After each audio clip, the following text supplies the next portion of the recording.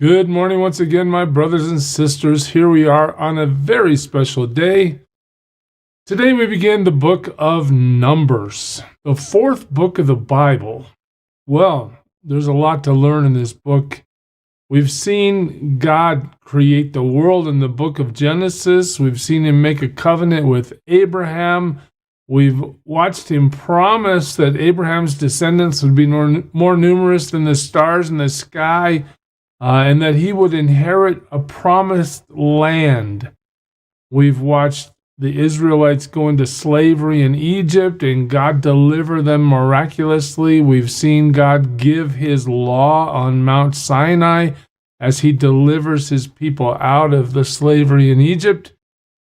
We've watched God lay down the law regarding the book of Leviticus and how the tabernacle and the tent of meeting were to be constructed and what procedures were to be maintained so that the holy God could exist or be with the unholy people, what they would have to do to honor him in a way that was acceptable to him.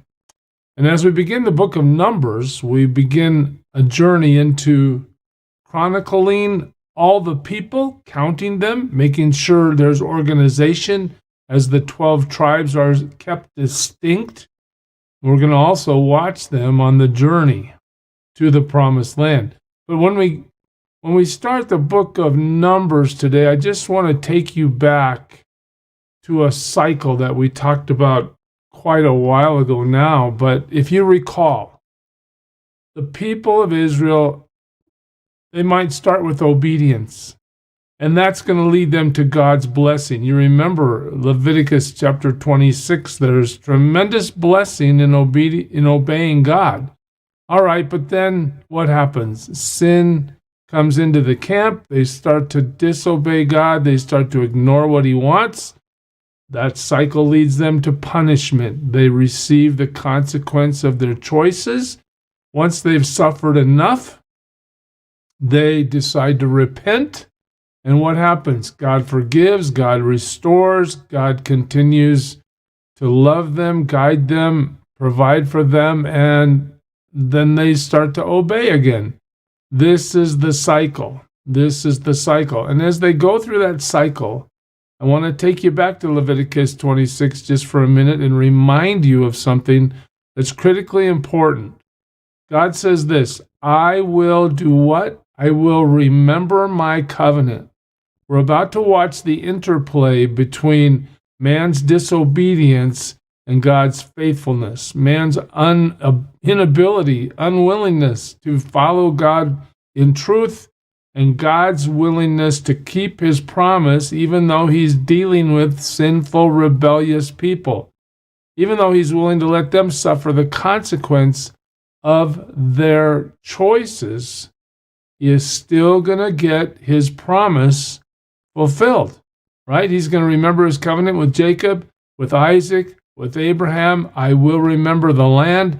You get down to verse 44 in that chapter, God says, look, I will not reject them or abhor them so as to destroy them completely. In other words, my judgment on their disobedience is going to have a limit, breaking my covenant with them. Oh, there it is. I am not going to break my covenant. So even though they're going the wrong way and doing the wrong things I've strictly forbidden, I'm the Lord. I'm going to keep my promise despite their lack of obedience. Again in 45, but for their sake, I will remember the covenant with their ancestors whom I brought out of Egypt in the sight of the nations to be their God. I am the Lord. So here it is. Disobedient people, the covenant of God, both working together. Even though it seems like the people of Israel are in total disarray, things are in rebellion, and it looks like there's no way God's going to use these people. Nonetheless, God continues patiently, faithfully, lovingly, and sometimes with discipline, harsh discipline, to get his people where he wants them to be. So in the midst of this cycle that we just looked at, I want you to remember that God's covenant is in the middle of that cycle. He is going to fulfill his promise to Abraham. He will keep his covenant no matter how badly his people behave. So, on to the book of Numbers. There's the book's name in Hebrew for you scholars. For the rest of us, we need this. You say that by saying Bamidbar. What does the book of Numbers mean? It means in the wilderness. All right. Now, it's named Numbers. Why? Because there's a lot of numbering going on in terms of cataloging the people, who belongs to what tribe, how many are there, what are their names. We're going to get into that as we go through the book. But the thrust of the book comes in the Hebrew name. These people are in the wilderness. You remember, they've journeyed from Egypt down to Sinai. That was the book of Exodus. They've been now in Sinai for about a year. Moses has been receiving instruction from the Lord, which we would call the book of Leviticus, about the rules. They've built the tabernacle. They've built the tent of meeting. They've got their instructions. But now they should have basically a 2-week journey to go from here up to where modern-day Israel is, to the promised land. But unfortunately, their path is not a straight path. It takes 40 years to go what can be walked in 2 weeks. All right, so 40 years, 2 weeks, man, something really went wrong. Well, let's look at the basic outline of this book. Okay, they're starting in Mount Sinai in the area where you see the X. Chapters 1 through 10 will cover that. They're going to travel in chapters 10 to 12. They end up in a place called Paran, which is up here. It's a desert area, right? They end up going to Kadesh Barnea and then wandering through this area. They travel again in chapters 20 and 21, and they end up there at the top in Moab in chapters 22 to 36.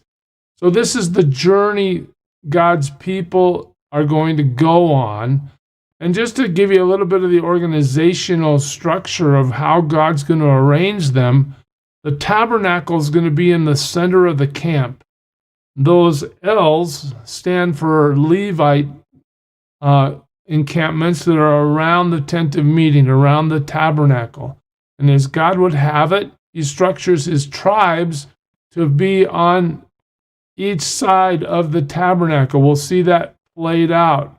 But notice, as we get there, you'll see that God's intention is to make sure his people understand that he is absolutely in the center of their lives, right? He is the core, the one that's leading them. Remember, this is not a democracy. This is not a monarchy. This isn't any form of earthly government as we would know it. This is called a theocracy because God is leading his people.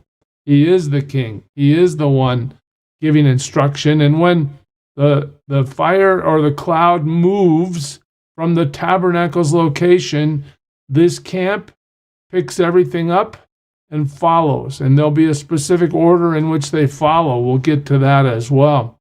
But just to help you get this in your mind a little bit, the first part of the book is when Israel leaves Sinai.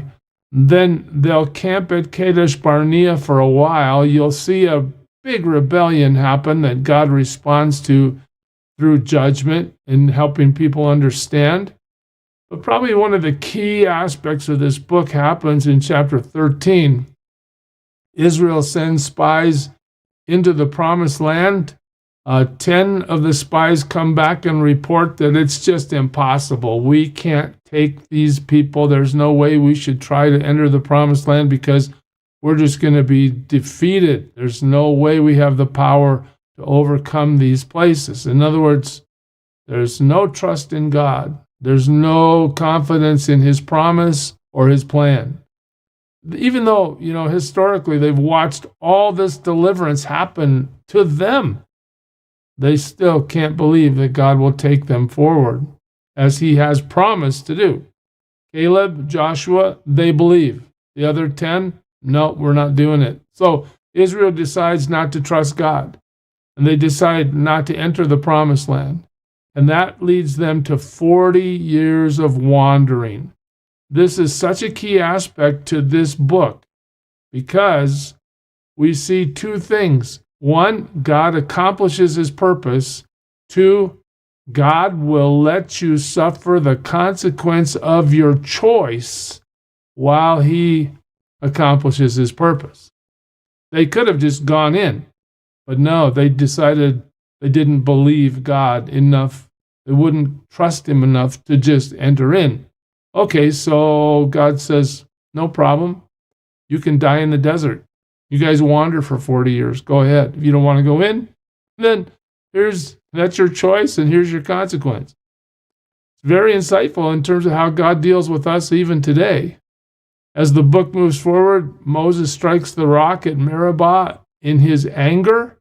That's going to also preclude him from entering the promised land. Edom, a nation, refuses passage to Israel. Aaron dies, and when we get to the end of the book, they're camping on the plains of Moab, preparing to enter the promised land. Probably one of the key verses in this book is here. In Numbers 23, God is not a man that he should lie, nor a son of man that he should change his mind. Does he speak and then not act? Does he promise and not fulfill? This is a key verse. Why? Because God is always doing what God says he will do. He never violates his covenant. He never fails to keep his promise. In the end, it's great news for us.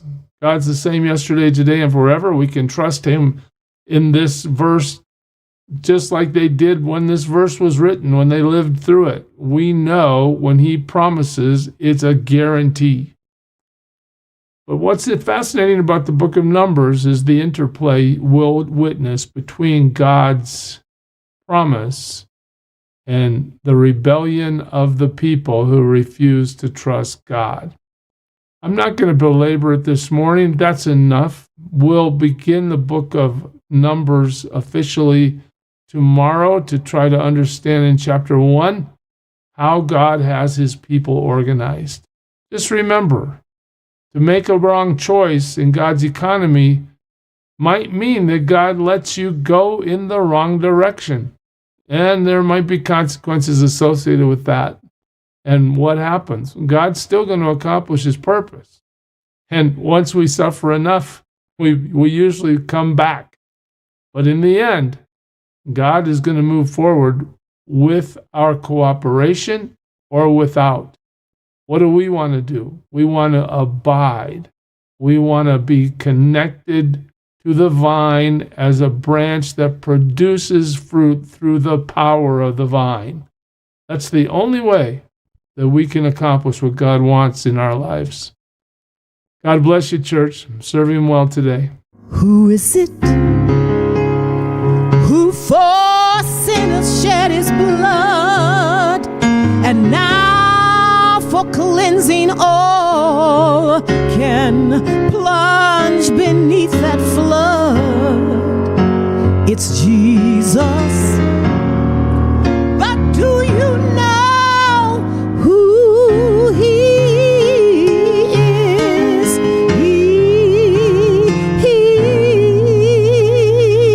He's the